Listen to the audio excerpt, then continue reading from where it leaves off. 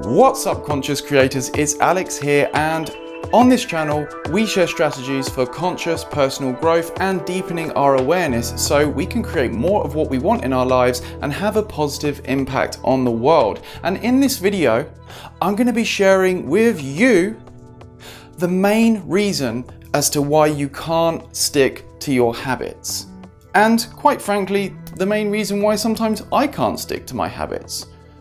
I mean, I'm human, sometimes I enact the odd behaviour which isn't in line with my highest potential, but when I discovered the reason why, this blew my mind, because in a way it's so obvious once you understand it. But as we all know, sometimes the most obvious things go unnoticed. So let's get straight into it. When it comes to sticking to habits, the reasons as to why you should do the thing need to be more compelling than the reasons why you shouldn't do the thing all the time, even when you're uncomfortable. So let me say that again just for clarity. The reasons as to why you should do the thing need to be more compelling than the reasons why you shouldn't do the thing all the time, even when you're feeling uncomfortable or sad or angry or frustrated. Now you might be thinking, but Alex, I've thought about the reasons. I know why I should go down the gym or not smoke or not drink too much alcohol or, any positive habits that you're trying to reinforce. Perhaps it's working on your project or your business, but you can't seem to do the work sometimes. Well, the reason for that might be because you haven't thought about it in enough detail to make it compelling enough so that it's got enough of an emotional charge that survives the times when you're feeling a little bit more uncomfortable.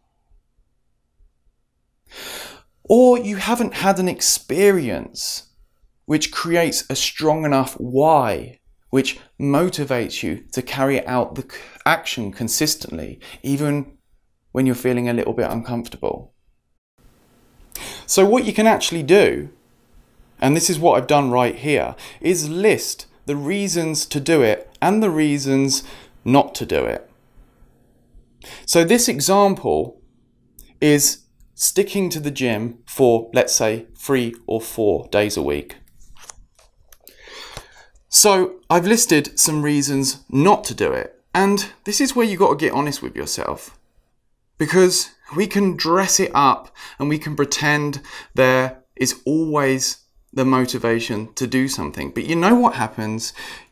You get into a state where you're slightly uncomfortable or you're slightly bogged down by something, and then all of a sudden it becomes a better option to avoid it. So I've written down the reasons why I might do that. Temporary comfort.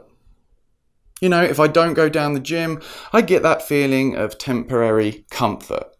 I can do something else. I can watch a movie. I can have a snack or something like that. Time to do something else. If I don't go to the gym, maybe I'll have time to watch a movie or play a game or maybe even work on my business a little bit more. Although that's not so sustainable when you realize the benefits that going down the gym brings, that exercise brings. Avoid awkwardness or embarrassment. Now, I don't suffer with this problem anymore, but when you first go down the gym, a lot of people experience this feeling where maybe they're not in the best shape and they feel a little bit embarrassed, which is nothing to be embarrassed about, by the way, or maybe they don't know how to use the gym equipment or do the resistance exercises with the correct form, and so it might feel a bit awkward. And avoid temporary discomfort. So, when you're busting out the last reps of your third set, there's that discomfort. Now, I've learned to enjoy that, but for a lot of people, it's a little bit uncomfortable. And then on the other side, I've got all the reasons why I should stick to this habit. Better health. It's obvious. Stress reduction. Exercise releases BDNF, brain-derived neurotropic factor, which protects from stress. So if I go to the gym 3 or 5 or 4 days a week, I'm going to have lower stress in my life. Longevity.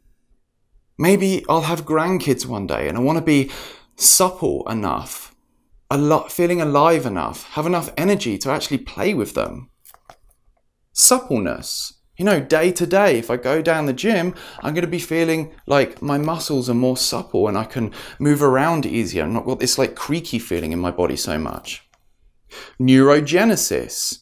We know that exercise helps with neurogenesis, which is encouraging new neurons in the brain to grow so that we can actually become smarter and more intelligent. Improved aesthetics. We all know that exercise improves the aesthetics of your body. A feeling of congruency. I do what I say I'm going to do. I stick to my habits. The fun of progression. The progression of going down the gym consistently and seeing those positive changes and the joy of that.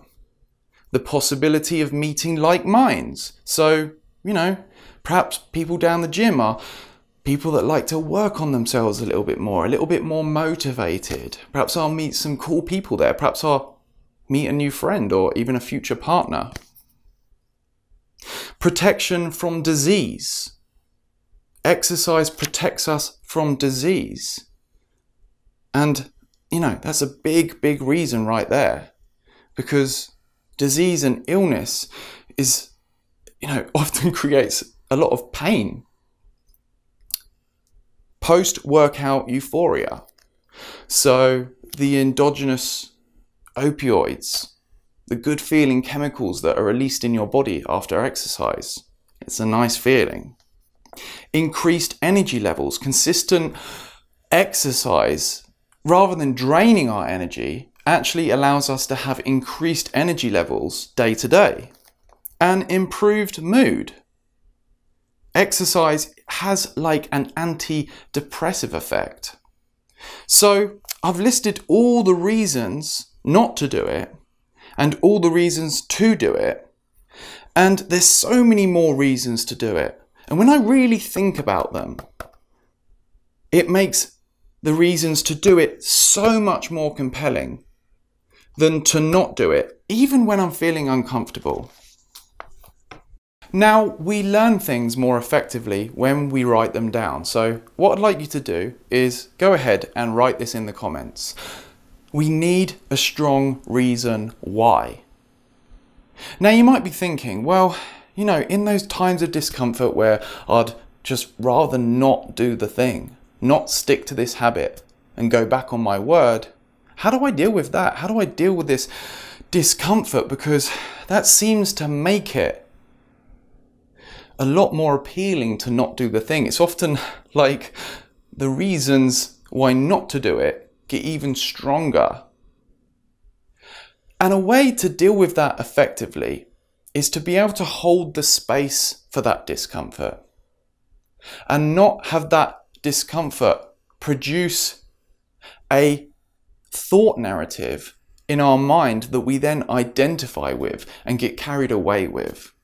So let's say, I'm working on my business and something goes a little bit wrong and I have a little bit of a reaction to it. And I think, oh, screw the gym, I'm just going to watch a movie tonight. Well, maybe it's good just to watch the movie. But if you really want to stick to your habits and it's the last day of the week and you said you were going to go down the gym 3 or 4 days a week and you've only been down 2 days, you're going to want to go down the gym to stick to your habits, right? So you need to be able to look at what's producing that discomfort and see the emotion in its raw form. You need to become what we could call the witnessing consciousness. Being the space that contains the emotion, but not being overwhelmed by it, that it drives your behavior and drives you to break your habit. And meditation can help with this. It's taking essentially a mindful attitude. It's realizing that you are awareness And awareness contains emotions for a temporary period. Emotions arise within awareness, but they can't harm or modify or limit what you essentially are as awareness. You have yourself as awareness, you are aware, and then you have emotions that appear within your awareness, and they might not feel comfortable for a temporary period, but they won't kill you. And observing them, bringing the light of your awareness to them, will gradually dissolve them. And then what you can do to really reinforce this is to do a quick visualization exercise. I want you to close your eyes, take a few deep breaths to get nice and relaxed, and then visualize, use your imagination, think about all the benefits of sticking to the habit. And really go into detail, use all 5 senses, make this visualization vivid. Really drill down into that why and consider it until it's compelling, until it's generating emotions within you that make it compelling. And then you'll be able to stick to your habits so much more effectively, so you can create more of what you want in your life and have a positive impact on the world, because that's what we're all about on this channel. So if you liked this video, please give it a like, and of course don't forget to subscribe for more videos helping you with conscious personal growth.